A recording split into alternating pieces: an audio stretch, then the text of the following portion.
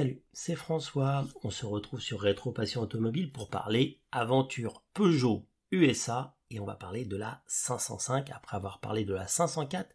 et de la 405.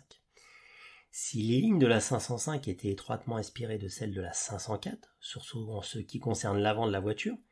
Pininfarina, qui collaborait étroitement avec le constructeur de Sochaux pour la conception de presque tous ses modèles depuis la 403, ainsi que le bureau de style interne de la marque, dirigé par Gérard Welter, et qui avait travaillé sur ce projet en collaboration avec le carrossier italien, les avait modernisés et mis au goût du jour avec la 505.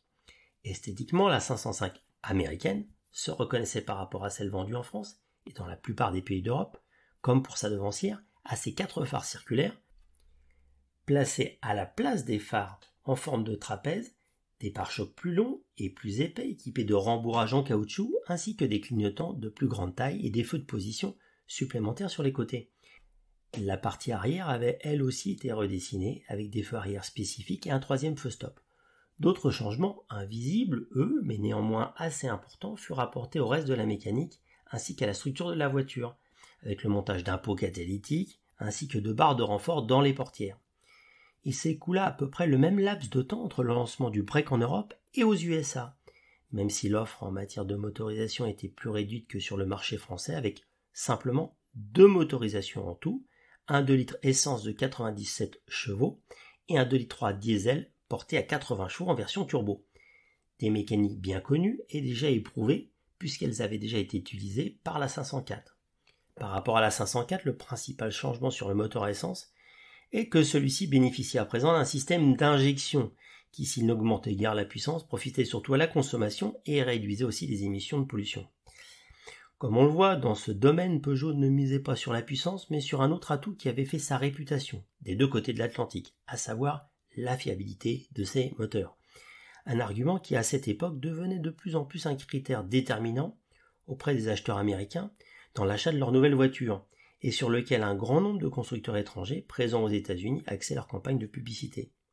Après la seconde crise pétrolière de 1979 et au début des années 80, le diesel avait désormais le vent en poupe, ce qui évidemment ne pouvait que profiter à Peugeot, qui sur le marché français était non seulement l'un des pionniers dans ce domaine, mais aussi était rapidement devenu l'un des champions de la catégorie. C'est pourquoi, durant les premières années de la carrière de la 505 aux USA, ce fut cette motorisation qui fut mise à l'honneur par Peugeot dans ses publicités, dans les magazines ainsi qu'à la télévision. Avec une consommation moyenne d'à peine 9 litres au 100 km, Peugeot pouvait certainement se vanter, sur ce plan, de proposer l'un des modèles les plus économiques du marché américain. Ce fut sans doute cet argument qui permit à la marque au Lion de remporter 2 appels d'offres des villes de New York et Los Angeles pour le renouvellement d'une partie importante des véhicules de leur compagnie de taxi. 1200 véhicules au total répartis à parts égales entre les deux villes. Un marché qui aida évidemment le constructeur à renforcer son image et le succès de la 505 auprès du public américain. La 505 séduisit même les services de police de plusieurs États de la côte Est, comme celle de Cumberland dans le Maine.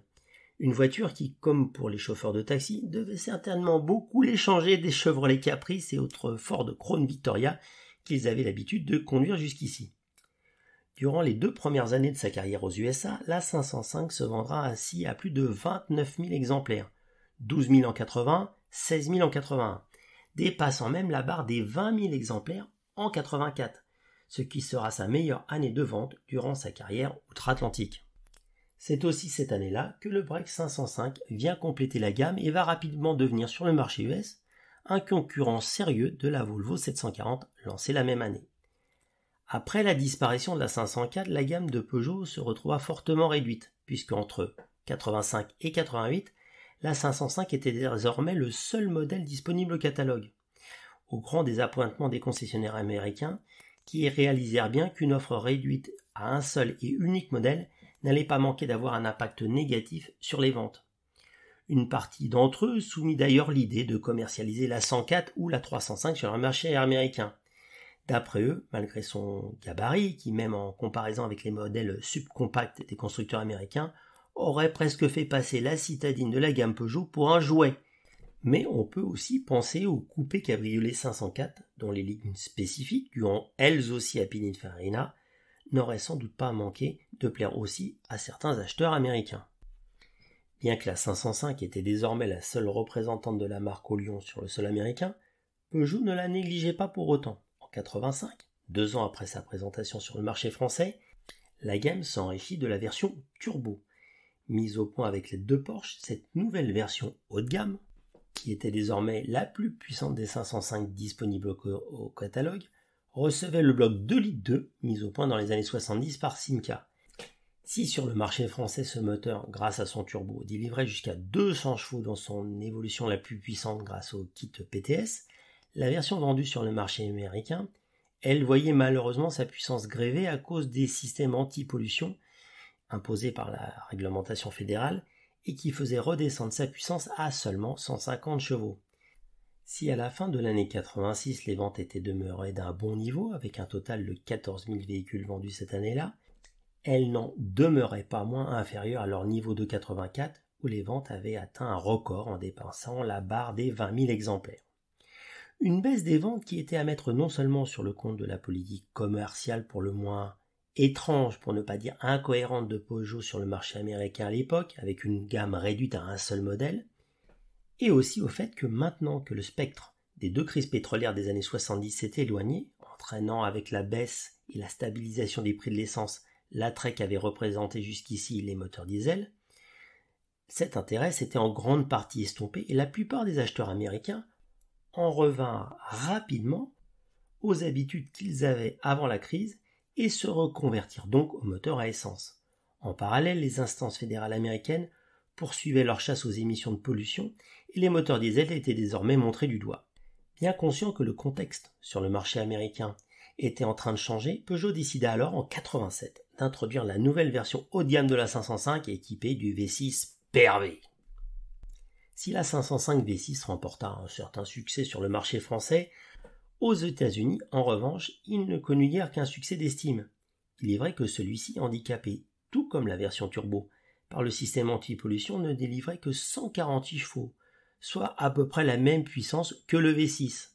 De plus, le prix du V6, uniquement proposé en berline, dépassait les 20 000 $, soit le double de la version 4 cylindres 2 litres.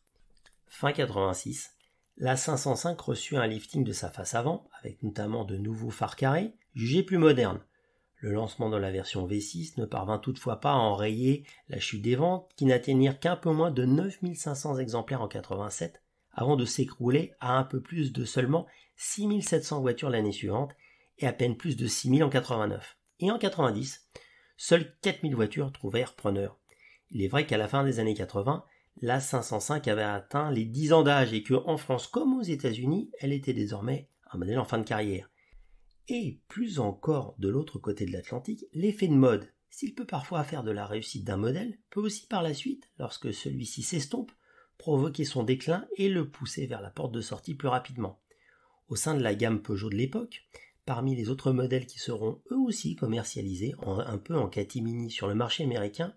ceux-ci ne connaîtront qu'une carrière en demi-teinte, pour ne pas dire quasi inexistant. En effet, la 304 et la 604 ne parviendront à s'y vendre respectivement qu'à moins de 4300 et 300 exemplaires pour la 604.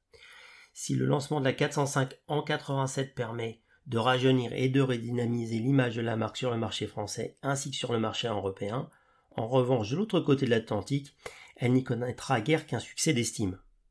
Mais ça, nous vous en parlons dans un autre podcast. Enfin, à l'été 91, nous vous le rappelons, durant la dernière année de sa présence au pays de l'oncle Sam, seuls un peu plus de 2200 voitures y seront vendues, un chiffre comprenant la 405 ainsi que les dernières 505. Merci de cette superbe série d'articles de Philippe Roche sur Peugeot aux USA. Vous pouvez retrouver ces articles complétés de photos et de textes plus descriptifs sur les séries limitées, des choses comme ça, sur le site Rétro Passion Automobile et bien sûr, écoutez les autres podcasts de Rétro Passion Automobile sur toutes les plateformes d'écoute. À bientôt.